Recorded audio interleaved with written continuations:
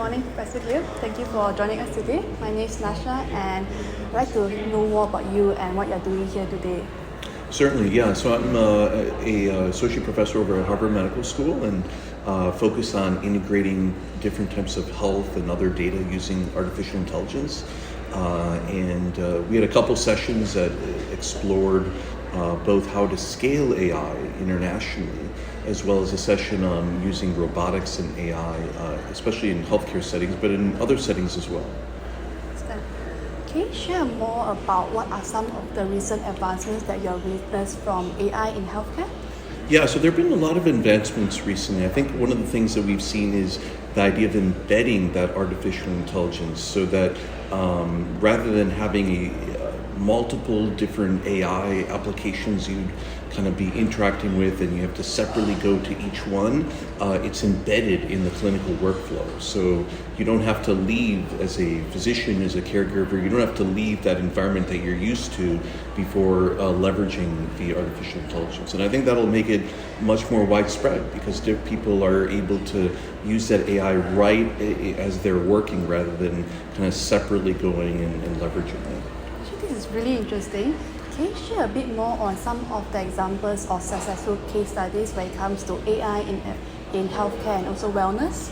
Yeah. So it's interesting, and just to draw back from the first question about how one can kind of leverage different AI solutions and potentially embed them, is that there are applications that people may have heard of, such as ChatGPT and other ones, which were originally not developed for healthcare at all, actually, right? But there's a way to leverage them, especially with adding in some layers on top of that, and then integrating them into a healthcare environment in such a way that deals with the privacy, security, and other concerns, such that they work well within the workflow. So we're seeing, for example, physicians being able to send notes over to patients that were made based on recommendations from the actual AI. And what's kind of really interesting, we talked about in our sessions, is that these notes, which were largely generated by AI, are seen by the patients as being more empathetic than ones, and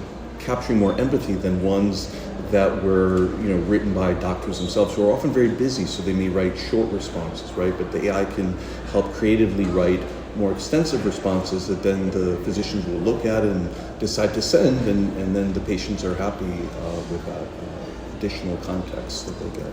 Actually quite interesting how you actually share that AI actually make it feel more human than actual human itself. And maybe can you share a bit of advice on how can we enhance the outreach of AI in healthcare and also enhance the effectiveness as well?